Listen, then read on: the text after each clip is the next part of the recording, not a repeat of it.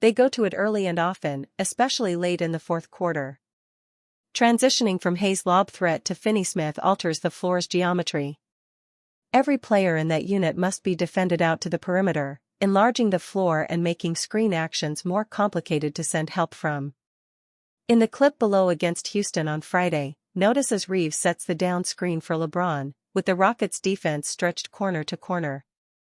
There's no backside help due to Hachimura occupying Jock Landale, the sole big on the floor. Two defenders stay with Reeves, leaving LeBron open for the jumper. In the previous matchup against a healthy Houston squad, the Lakers closed with the same five. Rockets head coach Ime Udoka spoke on the challenges of that unit.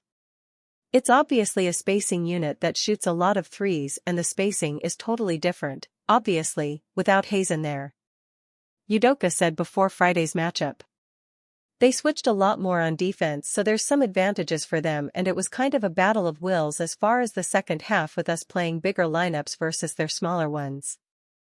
That battle of wills against bigger lineups has led to the Lakers' offense running teams off the floor.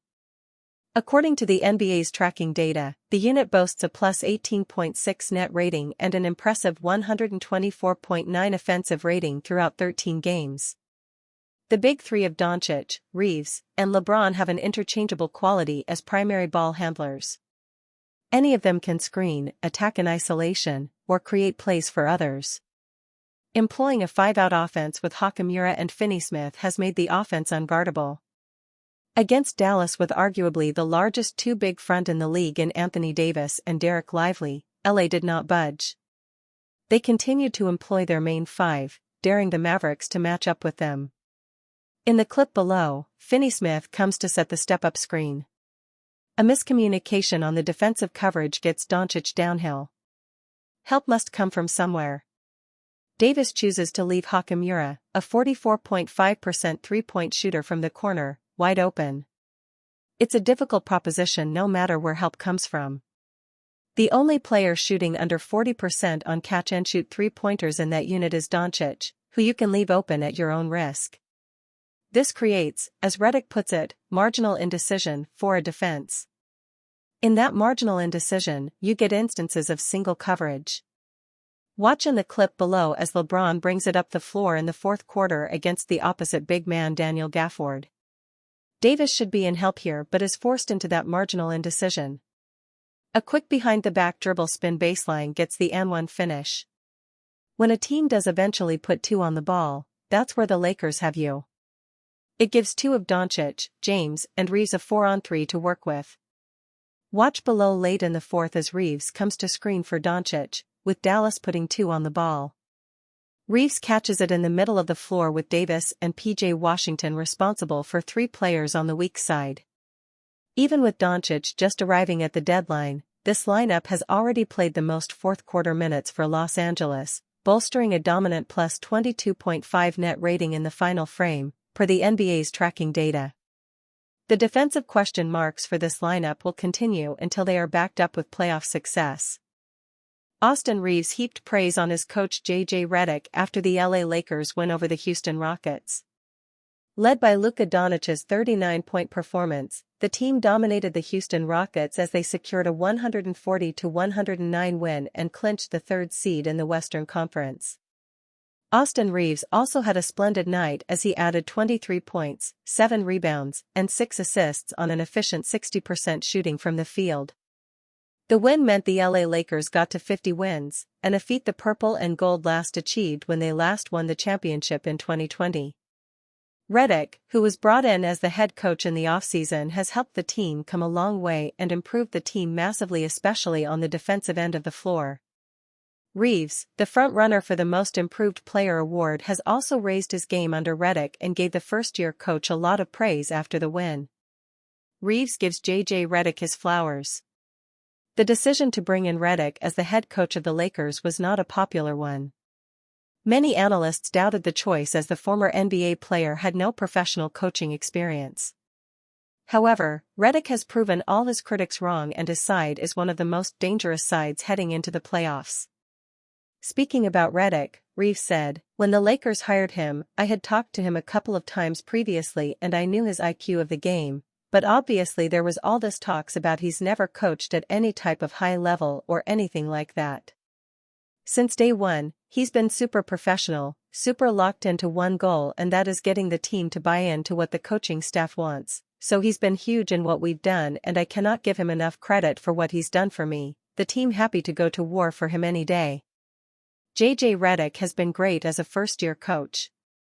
Considering the fact that Redick has never coached at a high level before, the 50-win achievement is something special for the former player. Lakers are a team that is one of the most talked about in the league, and coaching them is pressure from all directions. However, Redick has done well to manage the pressure and got the best out of all the players on the team.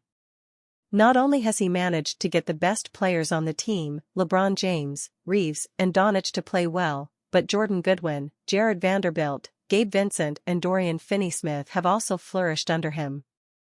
The Lakers have a great roster and look like a side to beat in the West. If that happens, Redick could have one of the best rookie season for a coach in NBA history. Luka Doncic looking forward to rest and home court advantage after Lakers clinch number 3 seed. Luka Doncic and the Los Angeles Lakers have a full week of rest ahead of the NBA playoffs. On Friday night, with a win over the Houston Rockets, they clinched the number 3 seed in the Western Conference. That gives them the full week off and guaranteed home court advantage in the first round, although their first-round opponent is still yet to be determined before games on Sunday. Landing the number 3 seed is huge for both Doncic personally and the entire Lakers franchise. For LA, it means they will host their first Game 1 in Los Angeles since the 2012 NBA playoffs. The 2020 season was the only other one since then that they had home court in any round, and that was played in the Orlando bubble. Doncic explained why home court is such a big deal to him personally and why it was a good sign for the Lakers to be able to land it. Very important. It's going to be my first time having home court advantage, so I'm really excited about it, he said. That was our goal.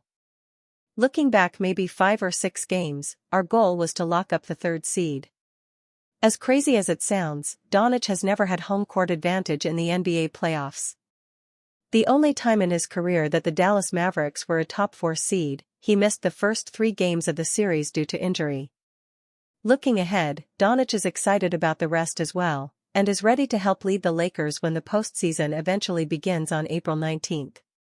Big time, but I gotta get some rest obviously, but you know, the good part of the season is coming, so I gotta stay ready, gotta stay locked in, but for sure it's gonna be great, Doncic said. Doncic and the Lakers have a real shot of contending for a championship this season, something not many thought was possible when the trade first went down. But Luka's immediate chemistry with LeBron James and Austin Reeves, a surprising effort defensively from the entire roster and strong depth are going to give LA a real chance to compete. Lakers awaiting results of Sunday for first-round opponent. Any one of the Denver Nuggets, Minnesota Timberwolves, or Golden State Warriors could be the Lakers' first-round opponent. But that won't be known until after games conclude on Sunday, as all 4 teams will be in action to figure that out. The Timberwolves face the Utah Jazz, the Nuggets face the Rockets, and the Warriors and Clippers face off in the marquee matchup of the day.